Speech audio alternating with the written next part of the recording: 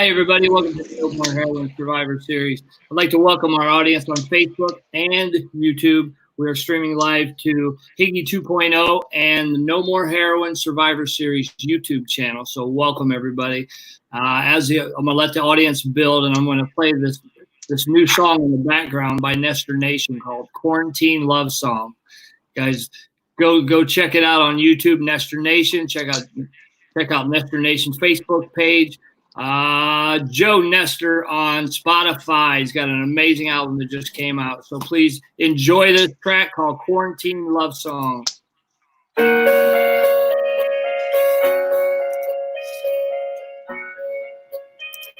Hi, Sarah. I love you. Good to see you. Many times have I told you, you know that I love you, even when you're not in your head. Brad Odell, my dude, my sponsee. Love you, buddy. Just in time, every word they would say. Still I'm holding deeper, hearts growing weaker. I'm holding. For the one I know deep down that fire has been.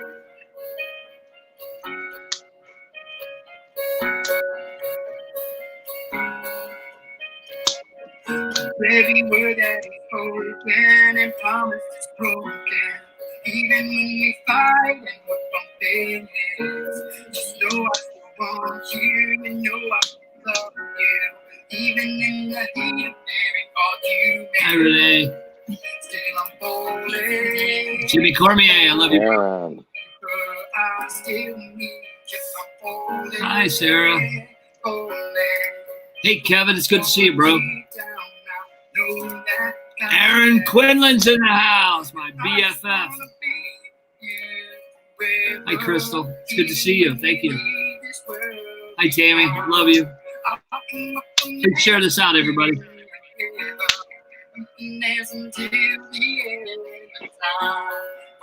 we go, no one knows. But even then, I still keep holding deeper. I'll never leave. Hey, Connie. Dallas Wharton, I love you, brother. It's good to see you.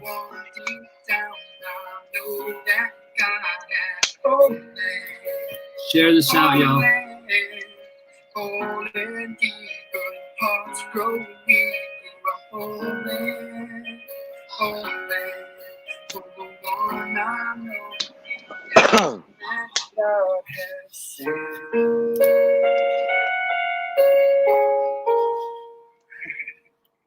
That was a great song by Joe Nestor Nation, called Quarantine Love Songs. Brand new, just posted today. So please go check out Nestor Nation on YouTube, Facebook, Instagram, and Joe Nestor on Spotify. So everybody, thank you. Thank you for being here. Thank you for sharing the video out.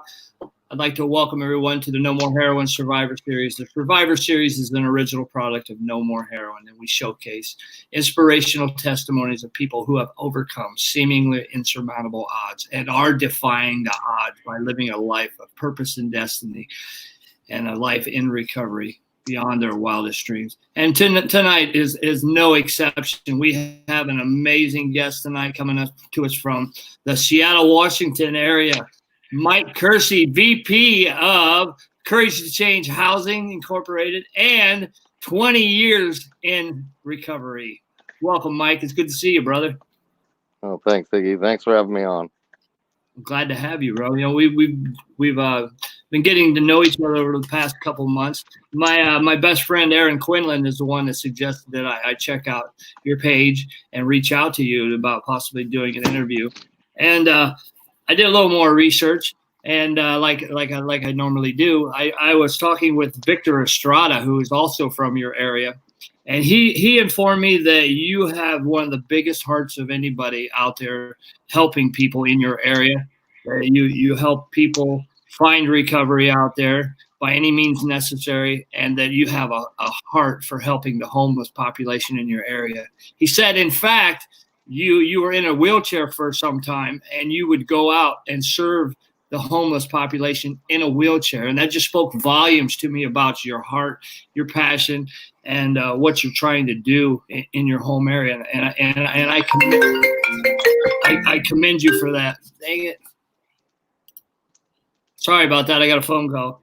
I commend you for that. I give you props. We need more people that more. Stop calling me. I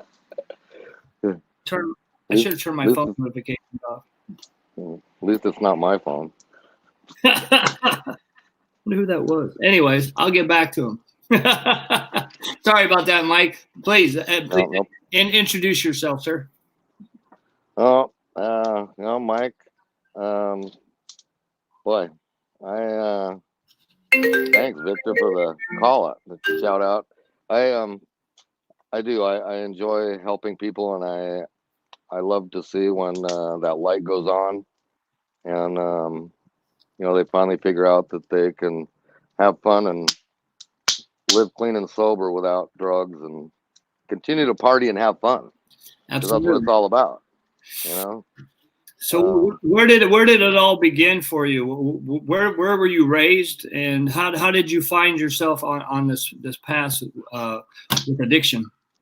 Well, I started using when I was pretty young. I was 11 years old when I first, smoked pot, and then that kind of progressed into alcohol, and by the time I was 13, I was selling drugs because all the friends I had were all older in the town I lived in. And I guess I was 13 when I went to juvenile the first time. And for selling crisscross speed and white crosses. Yep. Yeah. And that was a big deal. I came from my mom and dad. I was adopted, and so my parents who adopted me, my adopted parents, were upper middle class, I'd say, and were enablers in a way. My dad knew the chief of police and everybody in town because he worked for a large business, and so, the first time I got in trouble, I more or less got my hand slapped. I mean, I had to do, community service at the boys club or something, and spent a couple days in juvenile, and just thought that was the end of it. But of course it wasn't. I never felt like I fit in anywhere. I always felt like I was kind of the outcast and on the outside edges of, I had friends that were, stoners and friends that weren't. And, so I kind of got around in all the circles, and, I just was one of those things that it progressed from there. I was kind of the go-to guy by the time I was 15. Everybody was coming to me for whatever it might be. I was working full-time at Judd and Black, which was an appliance store in Everett, Washington. And during the summers, I'd work full-time, and then I'd go there after school because I got that taste of money and liked it. And, I was actually there. I was a part of the IBEW credit union. And back then you could just walk in and get a loan. And sure. So I did a lot of that. I went back, I get a loan on Friday night. I go out and buy whatever, sell it over the weekend, go back and pay my loan off. And they just loved me in there. They thought I was an entrepreneur of some kind. And, it wasn't a good thing, because that just kind of went on for quite a while. But I guess when I was I was about 19, I guess, and I got engaged, got married by the time I was, before I was 20, and had my first daughter when I was 20 years old, and hi, Victor. My wife, and I was, I was just a garbage can. I had money because I worked, but the bottom line was I'd go out and party, come home, and be a mess. and she threatened to divorce me if I didn't get cleaned up. So she brought all these pages home from a 12-step group and said, you need to go there or we're going to get divorced. And I was able to stay clean for a while in that period of time. But it didn't last long. I get back right into it, when I appeased her a little bit. Yeah, you were trying to do it for somebody else. Yeah. But the funny thing is, when I went to that first meeting, I remember something struck a chord with me. And I told myself then, and I still remember it to this day, saying, when I decided to get clean and sober, this is where I need to be because these guys are speaking my language, And I remember this old guy coming up to me and saying, why don't you just shut up, kid? Go away. You're not done yet. I spilled more beer on my tie than you ever drank, and Exactly. blah blah. And but I was able to stay clean for a little while, maybe 3 months, and then of course that kind of went away, but that always stuck in the back of my mind. And when I was about 26, I guess it was, is when I got in some good trouble, and I was in jail, and back then they would let you, if you're on work release, they'd let you go out to go to meetings. And so, I used to go to the meetings, and because of that, if you signed the paperwork and got everything into your counselor, I mean, geez, we could go down to Seattle, we could go anywhere we wanted to go to a meeting, and we did. And there was a group of us that kind of hung out together that wanted to get clean, but we did during when we were in jail, of course. But once we got out,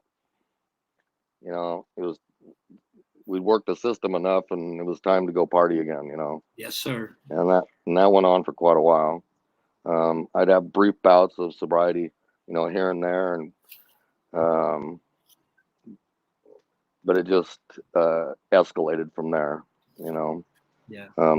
By the time I was then I got in some more trouble. I actually picked up a weapons charge, and the prosecutor, wanted 5 years. And, there again, I hired the best lawyer I could find. Mm-hmm. And, I ended up getting like 90 days and work release, and then 2 years probation.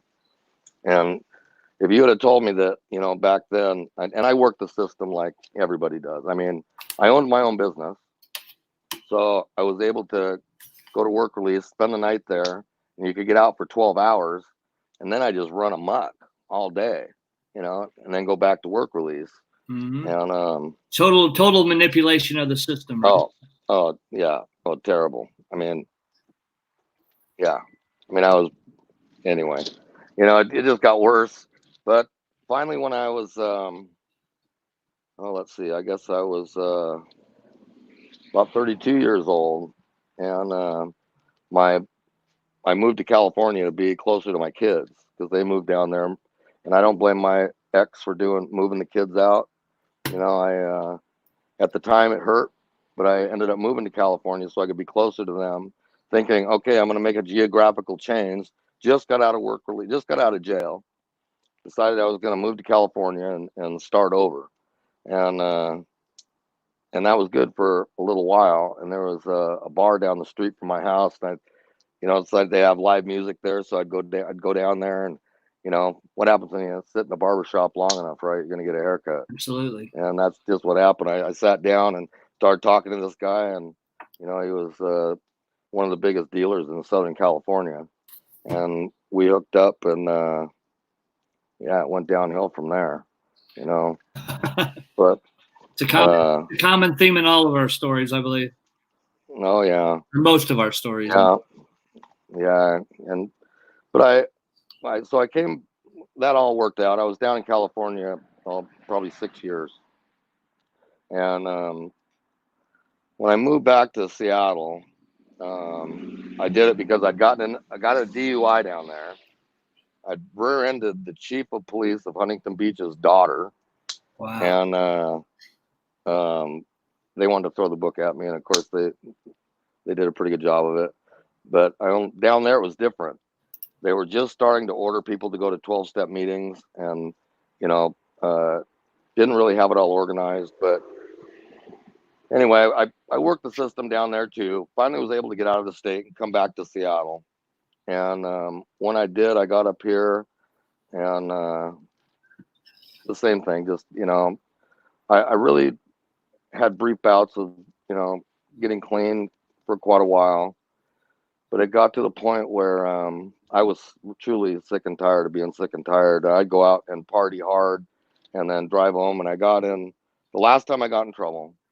I'd gotten in 3 car accidents in the same intersection in a week. Wow.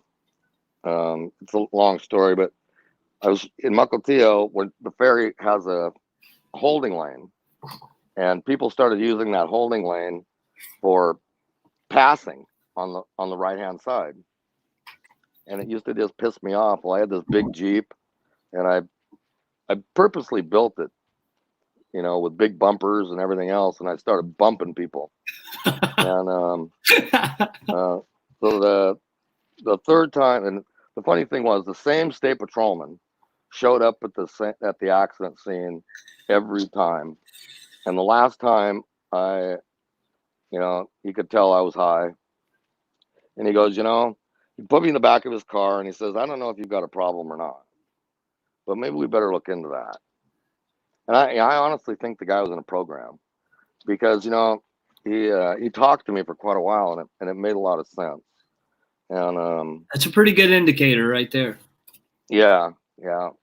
And so what happened was, with that incident that time, is when he took me to jail and they towed my Jeep, he'd left his ticket book in my Jeep. And so the next day when I got out of jail, I went and got my Jeep out of impound, and I noticed the ticket book was on the passenger seat. And I knew the intersection he worked at. So I went down to the intersection, and I got out of my Jeep, and I waved him, and he came over and started talking to me. And I said, hey, I got something for you. And I handed him back his ticket book. And he goes, wow. He goes, I've never had anybody do that before. He goes, did you go to court this morning? And I said, yeah, I went to court, and here I am, and here's your ticket book. And he goes, well, to be honest, he goes, there was no record of anything. All the witness statements, everything I'd taken from the accident were in that book, and you could have just thrown it away and walked away with nothing. But he goes, and he actually stuck up for me in court when it all came down to it, because there again, Washington State had just come out with the road rage law, and the prosecutor wanted 5 years. Wow. Tried to make an example of me. And that was the first. Of course, I lied through my teeth, right? Oh no, it wasn't road rage. Well, yeah, it was road rage. I was bumping people off the road to get them out of my way, but because I was just a jackass.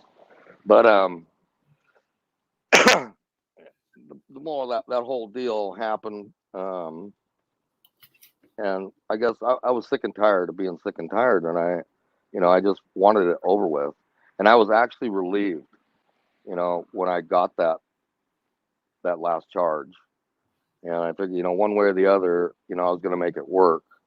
And, but I wasn't done yet, because what happened after that, I went to court, and I went to jail for, I think 3 or 4 days, whatever it was. But they gave me 2 years of probation, and then I had to go to 12-step meetings for 2 years. And this was before drug court and all that stuff, right? But the probation officer I got, his name was Conrad Thompson. And when I tell people, who's your PO? And I said, it's Conrad Thompson. They go, oh man, he's like the hanging, you're screwed, right? Mm-hmm. So I, on my first probation meeting, I had canceled it 3 times because I couldn't stop. I was at that point where I was beyond stop. I couldn't stop on my own. I continued to use, and I told myself the night before that probation meeting, I said, I'm not using tonight. I'm not using tonight, over and over again. And a friend of mine showed up, and you know, with a bottle, and off I went. Sure. And I could not miss this probation meeting because I knew if I did, they were going to put a warrant out for me, and I'd go back to jail. That's how strong the obsession is when you're just using willpower to fight your addiction, right? You could mean it with everything in your heart that you're not going to drink, you're not going to use, and then a split second, we act without thinking, and it's off to the races again, right? Yeah. Yep, exactly. And so that next day I got up and gargled real good, and I didn't have a driver's license, and I was restoring vehicles. So I was driving a customer's car with no driver's license, because I knew if I did that, driving cars not in my name and other people's cars, that I'm not going to get pulled over, right? And so I drive it up to the courthouse, and I'm going to deliver it as soon as I get done with this probation meeting.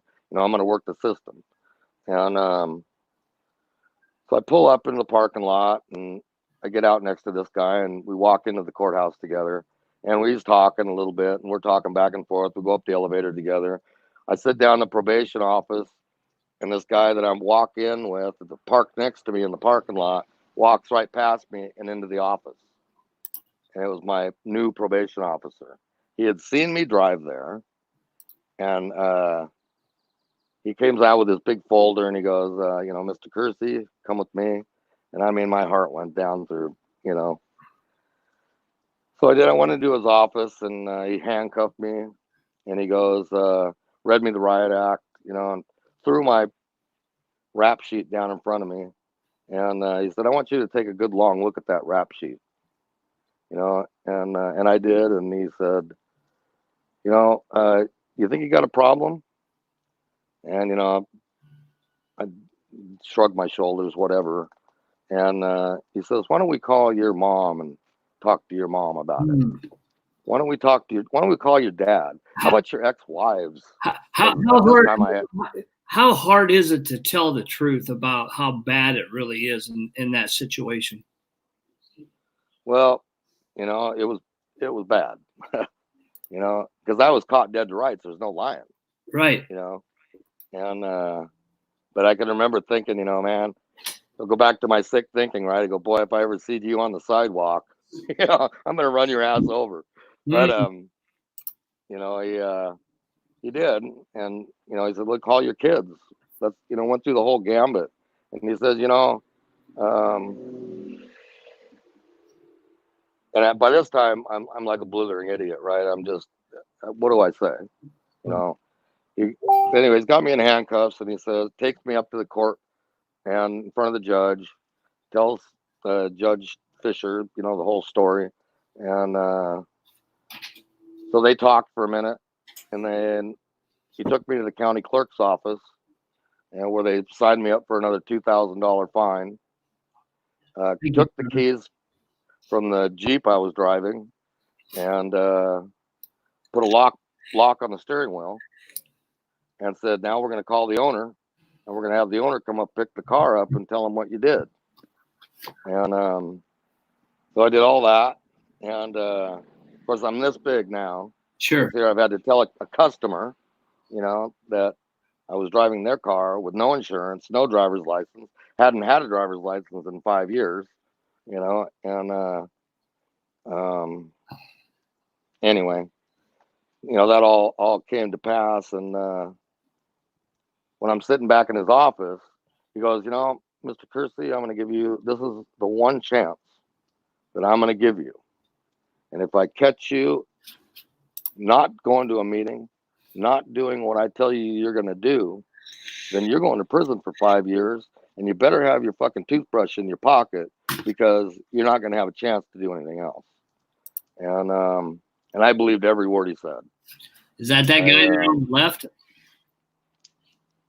Yeah. Yep. And the funny thing that all comes out of that is when it came down to, I respected that man because he was the first man that told me how it was. And he gave me a chance, which kind of maybe sets the tone for me giving people second chances today. That's That mess up or do things that um, maybe isn't the most savory. But the funny thing with all that being said, 20 years. I was about 16 months into treatment, and the treatment center kicked me out, not because I'd done anything wrong, but because I'd done everything right. And I went to meetings every day. I had a sponsor. I was working the steps, and so when I went to my probation meeting that after they, got me out of treatment, I was only 16 months into probation, and out of a 2-year deal. And he goes, Mike, he goes, I've seen such a tremendous change in your life in such a short period of time that I'm going to give you a break, and I'm going to kick you out of probation. And he kicked me out, and he goes, I've only ever done this twice in my career, and but he goes, I have faith in you. Now, when this thing all started, and I started going to meetings in the beginning, I asked him to come and be the speaker at one of our functions, and he wasn't an alcoholic or an addict, but he would announce himself as a sinner, and knew about addiction because when he was a child, and the reason that he was so hardcore on people was because he had been hit by a drunk driver when he was young. Wow. And so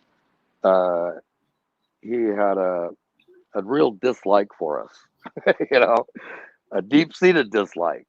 But the funny thing, him and I, believe 20 years, I talk to him all the time. He's one of my best friends today, my probation officer.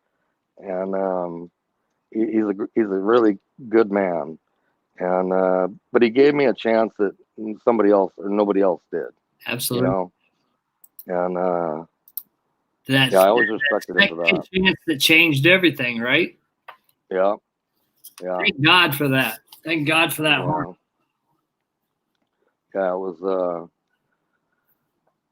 Yeah, it was an eye-opening experience for me, and still is. I'm grateful to him and the sponsors I've had over the years, and I just can't say enough for the program. And I know people get clean and sober all sorts of different ways, but for me, I'm spiritual. But if it wasn't for the 12 steps, in a 12-step program, my life has changed so much as I can't even imagine it 20 years ago. Right. It's so different today. It's a different lifetime, right? Oh yeah. I was thinking about it today, and it doesn't seem like it seems like yesterday, and to be quite honest, I don't remember a lot of my using and that because I was a blackout, piece of shit, and I had hurt a lot of people, and I'm still making amends 20 years later, just recently, and I tell people that all the time. It seems, especially with this social media thing, sure, because it just kind of blew up. Courage to Change did, and I got to, there's a lot of people I got to thank for that. It wasn't me alone that did it. That's for darn sure. I was just a messenger that, brought other people in and to help. So, but anyway, yeah, I mean, that's kind of it in a nutshell. I don't. My kids are probably. I know my daughter's watching. Some of this she's probably never heard. You know what I mean? Right. But it's been a good experience, and Courage to Change, allows me to continue to do that service work outside of the program, that I truly love. So What made you decide to get into sober living? Well, I was with I kind of had a partner in crime, and we had some ideas that we wanted to do, um, and we wanted to be able to have housing and help people to maybe learn a trade or you know buy homes and then have them help fix them up or whatever it might be. That was our beginning start, our thought.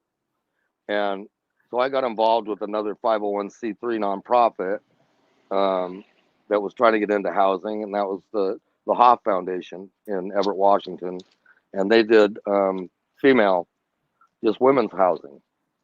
And so I stayed on their board of directors for a while, but I didn't quite fit in there, with the women's housing thing, and it was a faith-based program, which is good, but I just didn't feel like I fit in there because it didn't really incorporate, what I believed in with the 12 steps and 12-step programs.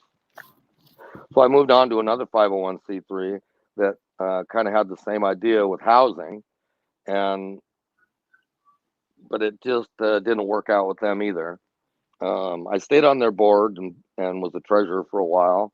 And so some of us on the board that were on that board got to talking and decided that we would move on to and build a new one, which is Courage to Change, under a DBA, which is doing business under Casa de Maria Research Center. And Casa de Maria Research Center is a holistic healing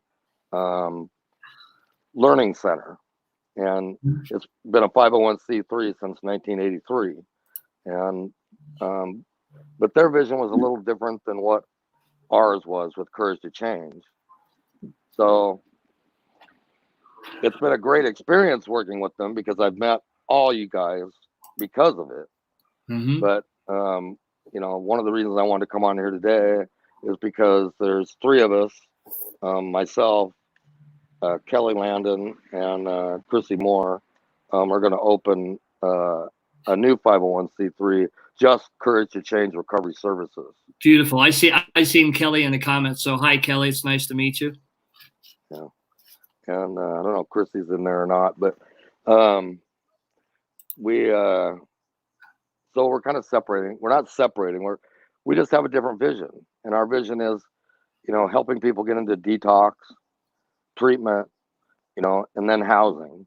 And over the last support services for everybody else, and hoping with fundraising and starting the new 501c3 that we can get people in to help us, and I've brought a whole lot of people into that circle, realtors I've got, working with us now that we meet with next week, and the WAQRR, which is the Washington Alliance for Quality Recovery Residents.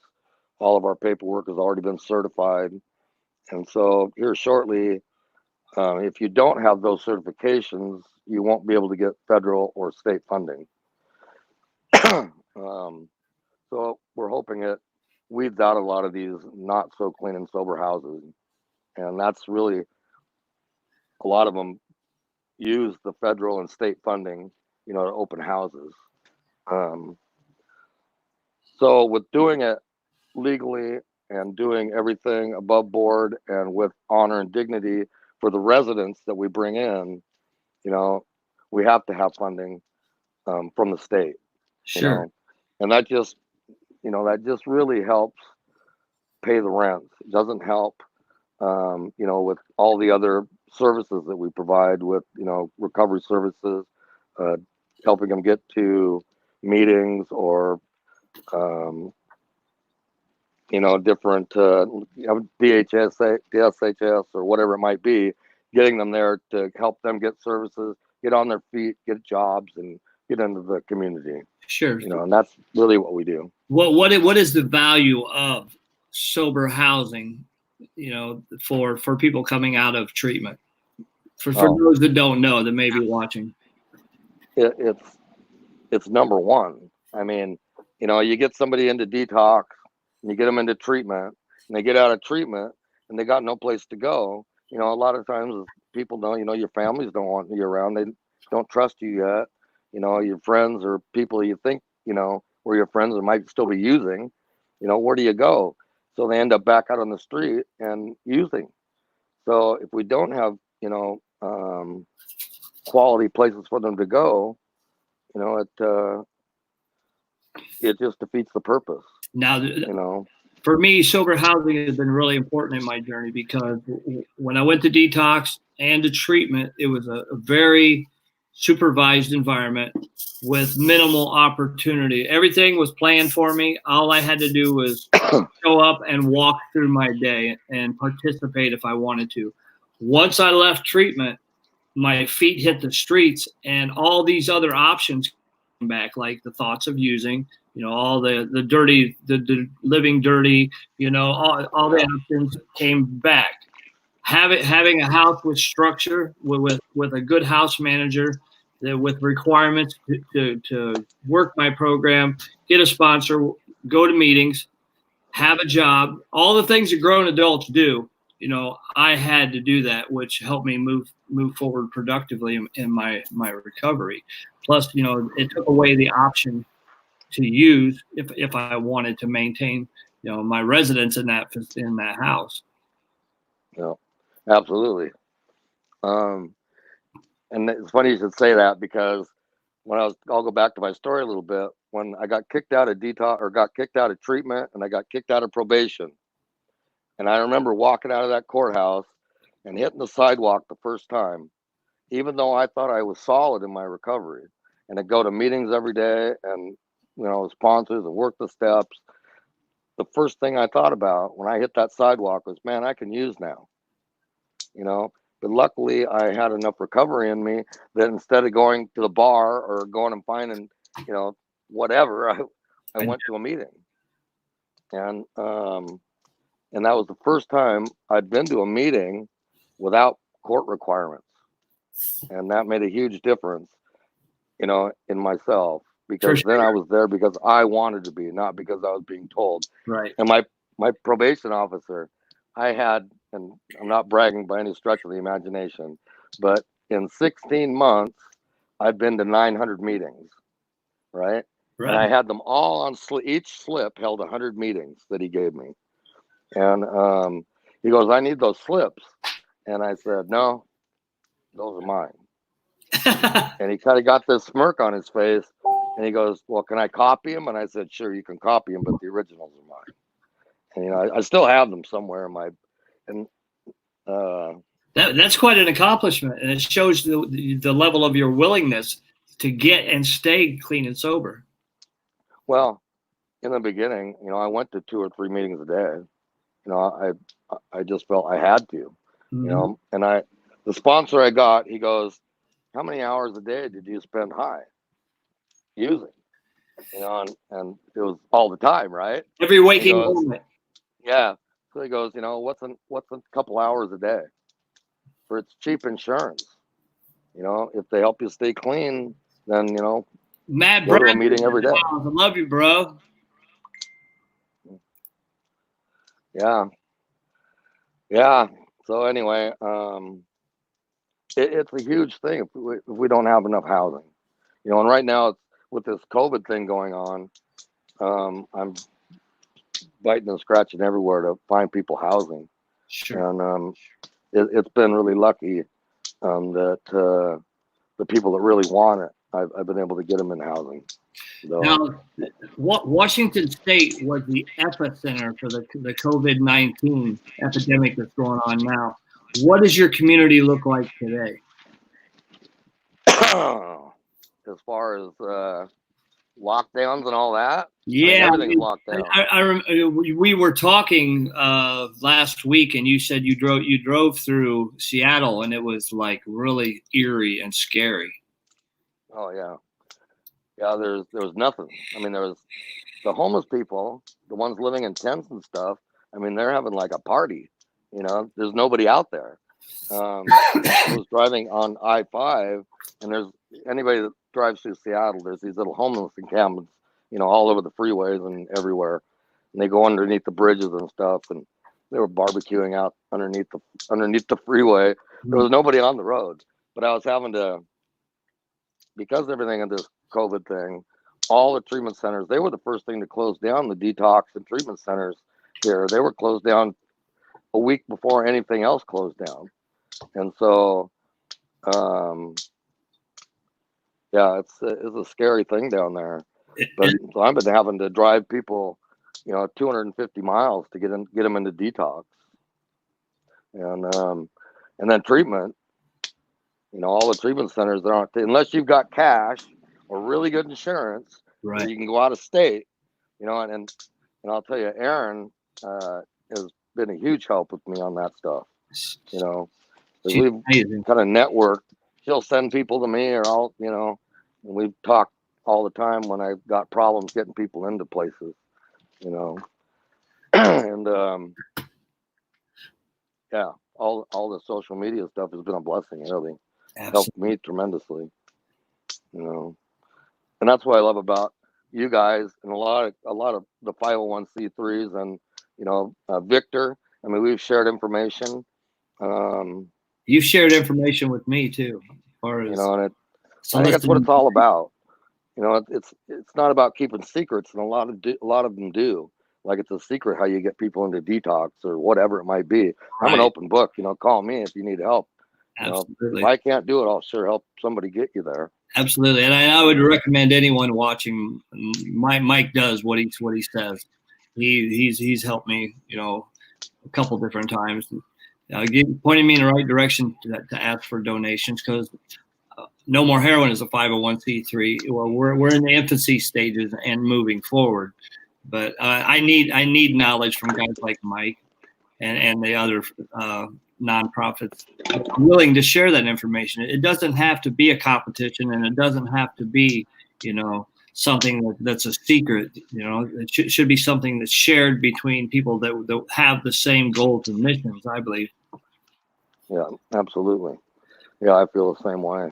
And yeah, we're an open book. At least we try and be, as forthcoming and transparent as possible. I mean, how else can you operate? You're only as sick as your secrets, right? Exactly. So why keep any?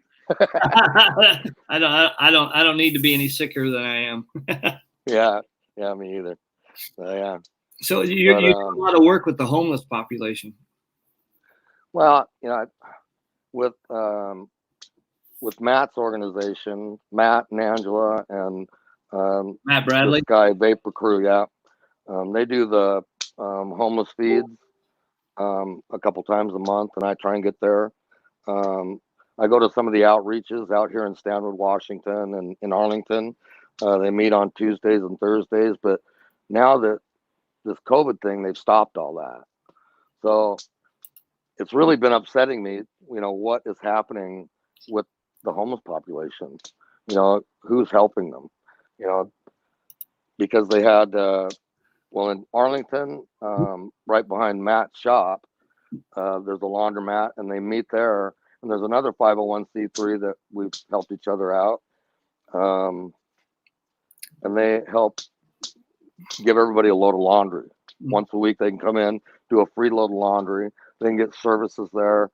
They can help, get filled out for insurance, or I hand out cards and stuff if somebody wants to get into detox or treatment, and just talk to the homeless people, that, and of course, 99.9% of them are using, but it's about planting the seed. Absolutely. I want to read you this comment real quick from Nick McGlashan. Mike has personally saved my life with his service work. It's good to see you on here, Nick. Glad to see you. Thanks, Nick. But yeah, so that's kind of stopped, because of all this.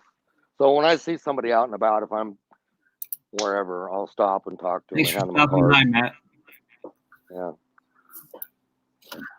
So yeah, Matt and Nick both. Courage to Change, housing, Facebook, and social media stuff was pretty small, and because of their popularity and working with Discovery and whatnot, kind of shot us up and really helped us grow. It's great for exposure when you got the Discovery Channel. You know, Yeah, having your yeah, back is great exposure. yeah. And I've gone and met a bunch of them, and oh yeah, they're great guys. And you know, you see them on TV, you know, they're just like that in real life.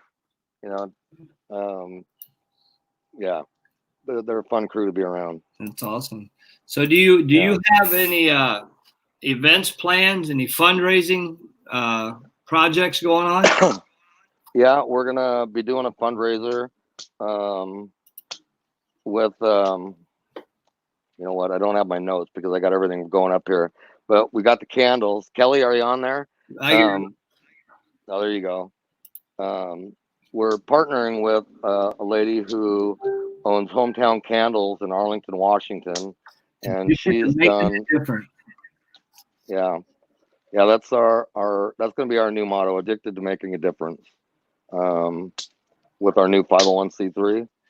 And you can go to our we got a couple of websites, you know, courage2changehousing.org. And then we also have, it's ctcrecoveryservices.org. I've got the website CTC Fundraising 2020 at gmail.com scrolling at the bottom. Yeah. Okay. Yeah. And that's for the candles. If you go to that and just put in there that you want a candle or even just go to it, it'll give you an automatic response of the pricing, where you can get them, how to pay for them, and when all that. When are they available? They're available right now. I'm getting me a candle, Mike. Yeah, they're really actually pretty cool. You know, I like these ones in the tins. They're travel ones. Yeah, we've got our own Courage to Change scent too. I'm not sure what it is. We'll have to ask Kelly, but it smells good. Yeah, and they got. I think this is like 4 ounce, and this is like a 6 ounce. How cool is that? And then we got bigger ones. Yeah, and yeah, they put the labels on them and everything for us. You know, it's really a cool deal. And the lady that made these, she did the candles for the Emmys and MTV Music Awards. So we made some great connections with Courage to Change.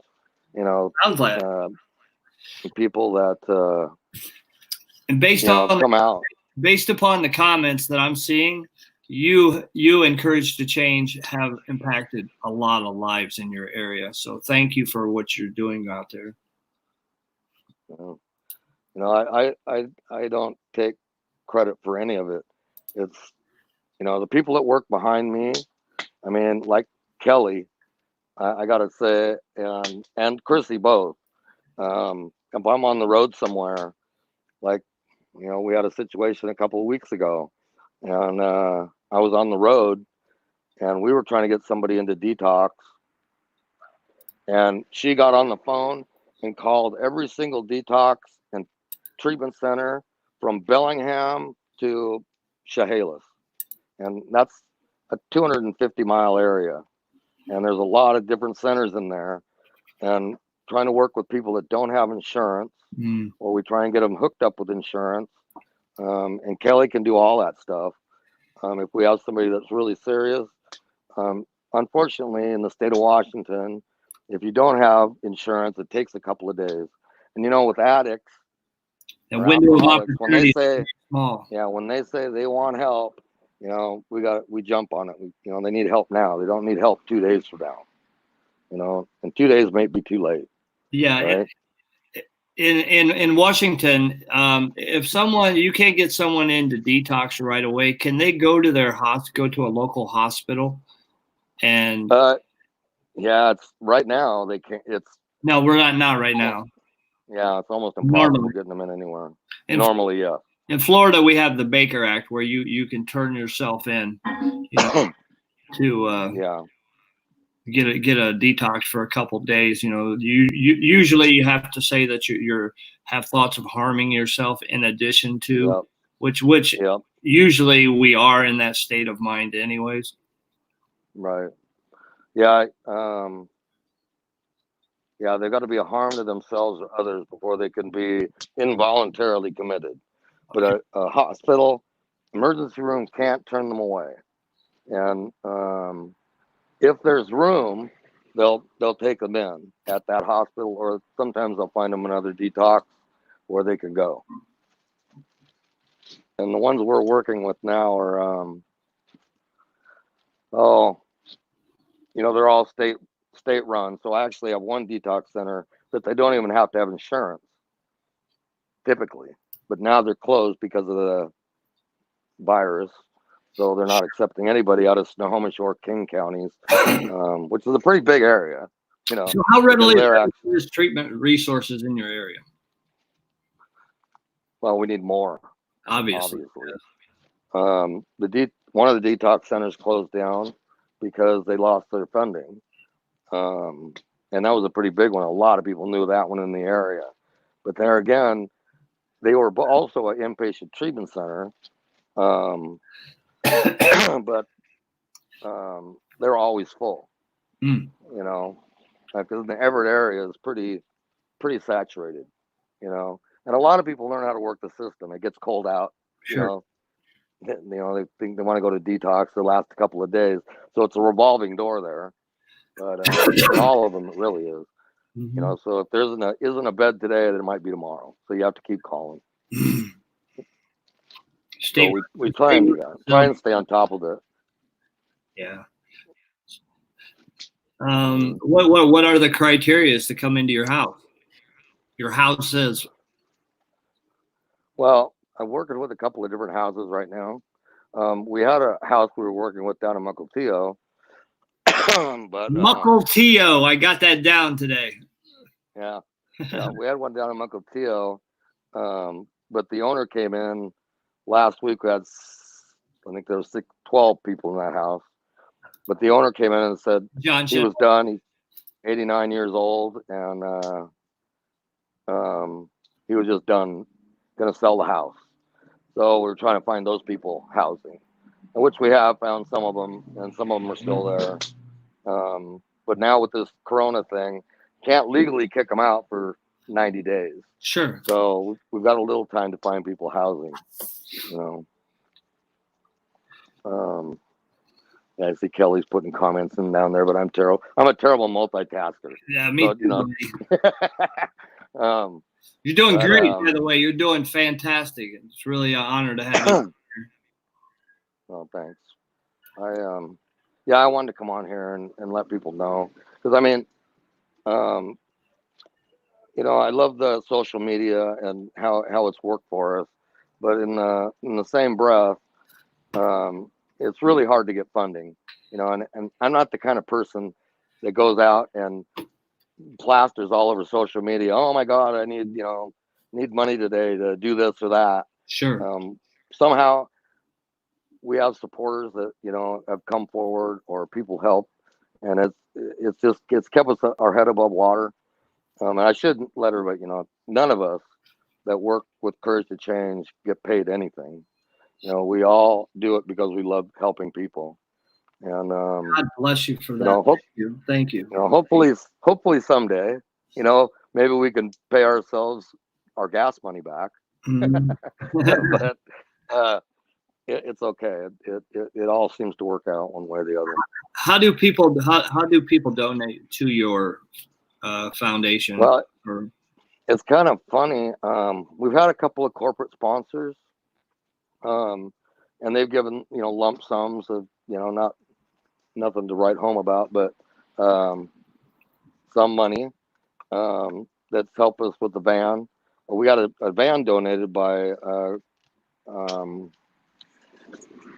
Community Transit of Snohomish County, and really nice van, 7-passenger van, and that. But it costs us about $1,600 a month just to keep it on the road. Sure. With gas and maintenance and whatnot. And it's really been a miracle. It's just happened. It's so funny. I have a few supporters and they call me and they go, I had a dream last night, and a couple of them, and I want to donate. What do you need? Like that. Some of them I've helped in the past, or helped family members, or whatever it might have been. But I don't go out and blast people for money, and I I really have a hard time doing that, even though I've got to get over that and go out for some corporate sponsors. I mean, Costco has helped us out, which is a big, wholesale house deal. Fred Meyer's, another, a couple others I'm trying to think of. Corporate sponsors, that give us gas money and stuff like that. I've donated products. If we needed bedding and things like that for houses or whatever, Thank you, Kelly. Donate at couragetoChangeHousing.org. You can go on our website, and there's a button on there for donations, and whatever there's a note, there's a little note in there, so you can donate for whatever. If you want it to go to housing, then put down housing, and we'll put that in a savings account for when we get a new house. That's what we really want, is to get a new home that we own, that we don't have to go out and lease, because it's so hard working with homeowners when we're doing this kind of thing, because it really isn't a money-making proposition when we help people get into housing. The last house we had was it 32 people, that's 16 bedrooms, and our rent there was the rent was a lot. And but it was an old retirement home that had been fixed up and was turned into a recovery home. And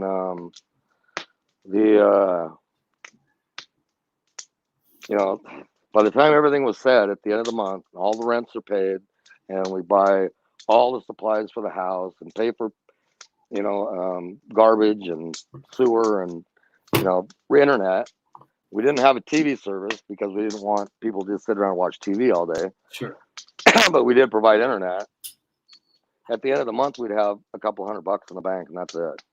And so it's not a money making deal if you do it legally and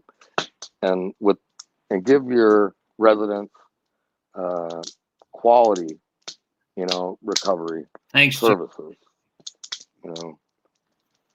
So yeah, but how many houses do you have now that you're working with? What's your capacity? Well, I'll say there's a couple of different groups. We personally are not running any homes. We help people get into detox treatment, and then once they get through the treatment process, then I'll help them find housing. Okay. So right now we're just recovery services, but our goal is to get another house. We want a couple of houses. We want a DOC house and maybe a mat house, and one for women and children is a big thing, because there really aren't a lot of those in our area. There's not there's not anywhere. Right. And I have one house that takes women and children, and she's always full. That's owned by a friend of mine. But there's the Walnut Group, work with them, and they've got 89 beds. So they've got like 11 houses, I think it is, and they're all over Snohomish County. Nothing south towards Seattle. It's all north from Everett to Marysville, which is basically a 20-mile area. Okay. And so yeah, and like today I called, and they had 5 beds available. Okay. So and they're good people. The man, husband and wife that own those houses, and they run a pretty tight ship. So, but that's really the problem, is finding housing, and that's where Courage to Change wants to do more. Absolutely. But like I said, we need corporate sponsors. Part of your calling, my friend. Yeah. I've been doing this for 18 years. And I had a house in Mukilteo where I always housed 3 to 5 people in recovery, and in various stages. Some were, some weren't. Yeah. I learned from the School of Hard Knocks, running your own house like that. Absolutely. but it was a good experience. I've been able to bring that to Courage to Change. What does the landscape of addiction look like in your area? Is it still predominantly heroin and fentanyl, or or other drugs moving in? Yeah, over. It's I here the last month I've been working with people and the state patrol because they're trying to clean up the rest areas, and so they'll get somebody in there that's high and they know it, and so they give them the option of detox, or jail, and so they'll call me. But I got to talking to some of the state troopers. I met with them here a couple of weeks ago. A couple of the supervisors that work the I-5 corridor, and they were telling me that they can tell when a bad batch comes in because they see a lot more schizophrenia, or mental illness coming through when the bad meth, and it's being cut with fentanyl, and I think he called it profentanyl, which is elephant tranquilizer. Carfentanil. Elephant. Yeah, carfentanil. That's it. Yeah, and they could tell because the heroin isn't as black as it used to be. It's got kind of a grayish tint to it. Yes. And then the same way with the meth, it's got kind of a bluish tint to it. And so he goes, they can tell right off the bat when they start seeing people, frailing all over the place and, a lot more violence.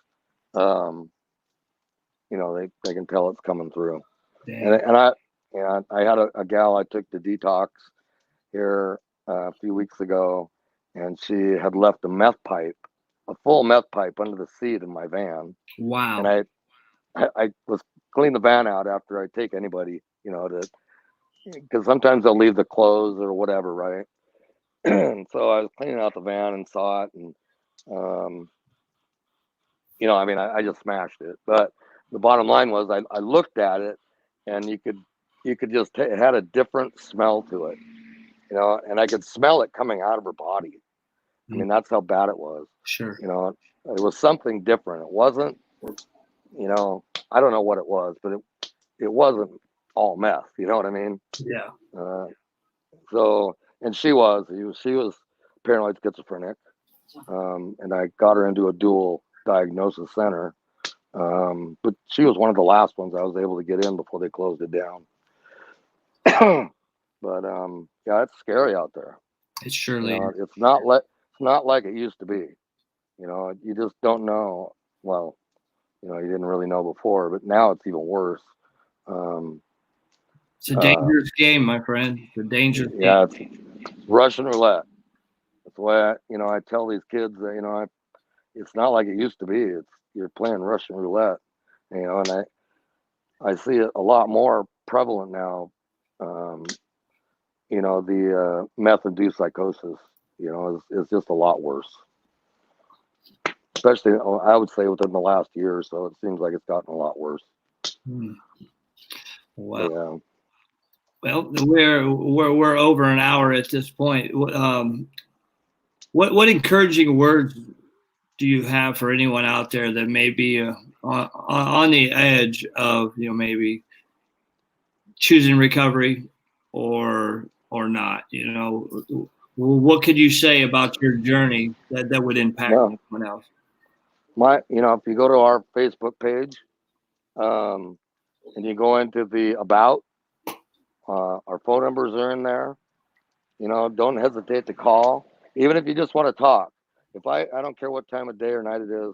If my phone rings, I answer it if I hear it. And if I don't, if you leave a message, I'll call you back. And even if you don't leave a message, I'll call the number back a lot of times. And I just reach out, and it's yeah. I mean, I don't know what else to say. I'll do everything I can, no matter where you are. I've had people. Well, Erin passed her on to me, a gal that was in New Zealand, I believe it was, and but her kids were here in Seattle, and couldn't find them. And every good addict's got a Facebook page. Absolutely. And so I was able to find them and reach out to them, and I stay in touch with them. And this cat just shed all over me, but I'll do everything I can to help them. Is all I can say. And I believe that to be true. I really believe you're a kind, genuine soul that's willing to help anyone that's willing to help themselves. So anyone, if you're struggling and you're in the greater Northwest area, please give Mike Kersey a call. You can find him on Facebook. Send him a message. He will return your message as promptly as possible. It's a pleasure to know you. I hope to meet you in person more sooner than later. I hope this all clears up real quick. Yeah, me too. So yeah, me too. Maybe we can work together on a fundraiser. Maybe we can get you a house. Yeah, there you go. And you could buy a candle. Higgy. I'm buying a candle. Yeah, see? I might buy two. Yeah, good. All right, guys. And thanks again for having me on here. That means a lot. Absolutely. So it's truly a pleasure. I enjoyed talking with you, and you did a fantastic job, by the way. All right, thanks. We will talk soon. Thanks everybody for watching. Thanks for sharing. Thanks for chiming in the comments. You've touched a lot of people's lives, Mike, and you do great work. So thank you for what you do for our people out there everywhere. You're an excellent role model. Oh, thanks. Thank you, everybody. Signing off. Peace out. Happy Easter, everybody.